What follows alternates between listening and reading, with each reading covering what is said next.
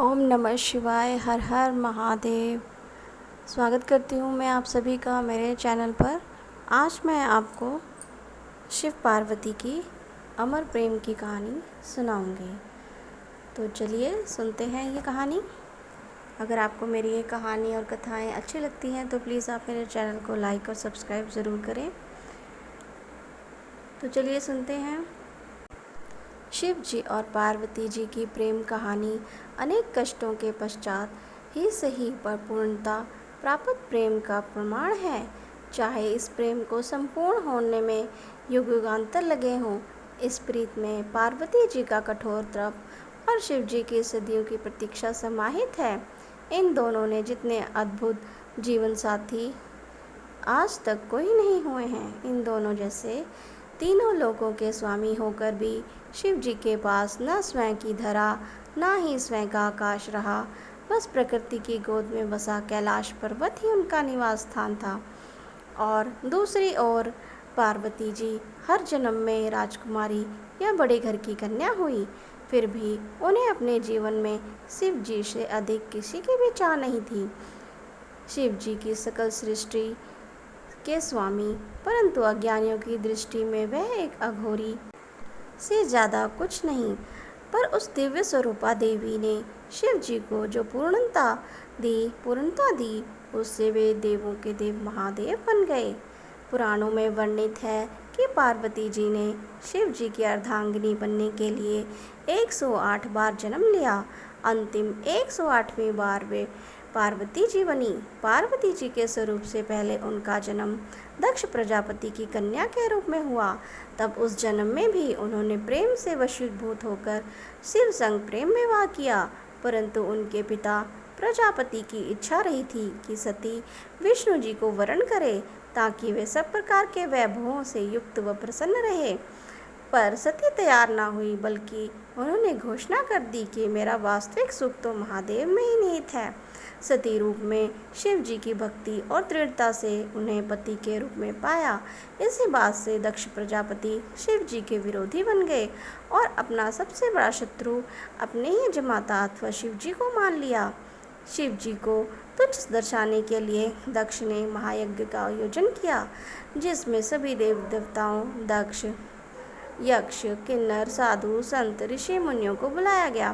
बस स्वयं की पुत्री और जमाता को छोड़कर इस यज्ञ में जाने हेतु पार्वती जी ने शिव को समझाया कि आमंत्रित तो परायों को किया जाता है, अपनों को नहीं।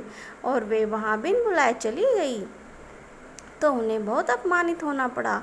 उन्हें शिव जी की बात ना मानकर गलती हो जाने का भान हुआ, और जब उन्होंने शिव जी के प्रति अपमानजनक शब्द सुने तो वह यज्ञ के अग्निकुंड में कूद गई।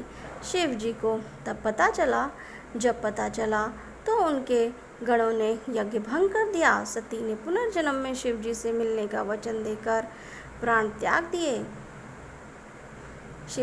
शिव जी माता सती का मृत शरीर लिए विपक्षित से घूमते रहे। तब विष्णु जी ने सुदर्शन चक्र से 51 भागों में सती के तन को काट दिया, जो आज भी 91 शक्ति पीठ के रूप में स्थापित है। वर्षों वर्ष शिव जी का वियोग कम नहीं हुआ, बल्कि बढ़ता ही गया। वे संसार से विरक्त हो गए। इधर सती ने वादा निभाते हुए पर्वतराज हिमवान और रानी मैना के घर पुत्री के रूप में पुनर्जन्म लिया। पर्वतराज की पुत्री होने के कारण उन्हें पार्वती नाम मिला। नारद जी ने किशोरी पार्वती जी को जीवन साथी के रूप में शिव जी को पाने के लिए तपस्या का मार्ग बता दिया।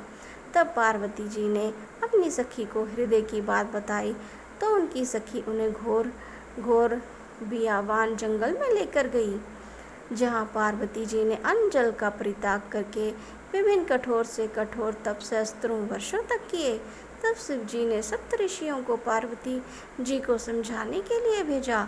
स्वयं भी वट वेश में समझाने पहुँचे थे, परंतु शिव जी ने भी पार्वती जी के दृढ़ संकल्प के आगे हार स्वीकार कर ली और वे पार्वती जी संग परने सूत्र में बंधने का वचन दे बैठे। इस वचन में शिव जी ने फाल्गुन मास कृष्ण पक्ष की चतुर्दशी अर्थात शिवरात्रि पर पूर्ण किया। शिव और शिवा का महामिलन शिवरात्रि को हुआ, इसलिए यह दिन महाशिवरात्रि बन गया।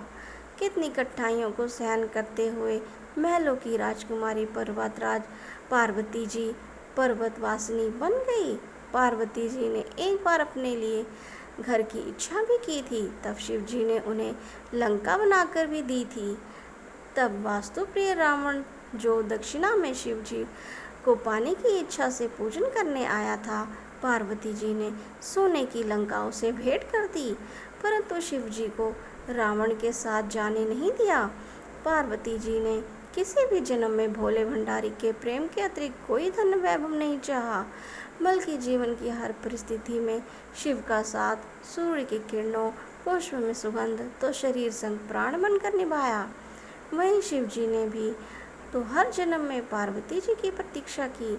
शिव जी जो गले में मुंडमाला पहनते हैं, वो पार्वती के हर एक जन्म का ही तो प्रतीक है, जिसे वे हृदय से लगाए रखते थे। वास्तव में पार्वती जी अनेक कठिनाइयों सही, तो शिव जी ने भी अथाह वियोग सहा।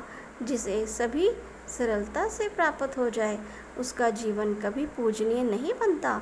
अतः दोनों ने संपूर्ण प्रेम की परिभाषा गढ़ दी।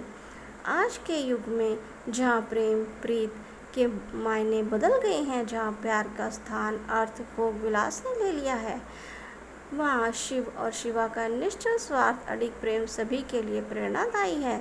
तभी तो आज भी भक्तगण सदियों सदियों बाद भी इस संपूर्ण हुए प्रेम के दिवस को महाशिवरात्रि के रूप में विशेष उल्लास, उमंग, ऊर्जा से मंदिर मंदिर, घर पंडालों में पूजन व्रत करते हुए रात्रि जागरण के साथ मनाते हैं।